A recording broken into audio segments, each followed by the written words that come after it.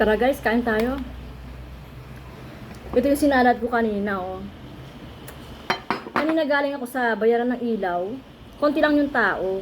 Pero kasi walang dumating na bill sa amin, kaya kailangan pumunta sa opisina.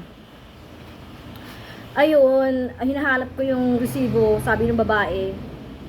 Hindi na daw niya kasalanan yun. Eh, syempre may nagdi-deliver ng mga resibo dito sa amin. Syempre nagtatanong lang naman ako, di ba? Dapat yun, maayos yung sagot niya.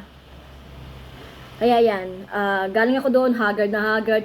Pagdating ko, nagluto ako. Yan, nagsalad nga ako ng ampalaya. Masarap to guys. Try nyo. Alam kong ginagawa nyo na siguro to. Pero karamihan, yung iba ayaw ng mapait yan. Pero hindi siya mapait kasi, at ayoko rin ng mapait. Nilamas ko siya ng asin. Kumbaga, pinakuluan ko pa rin siya. Kasi ayoko talaga ng mapait.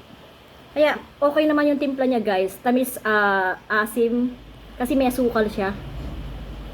Tsaka to, galunggong. Tamis saging pa. Siyempre, kompleto yan. Kahit pa paano, nakakabili tayo ng ulam. Pero siyempre, yung tira nito sa aso din.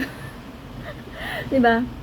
Yan lang guys, maiwan ko muna kayo. At, medyo haggard ang Dora nyo. Bye guys!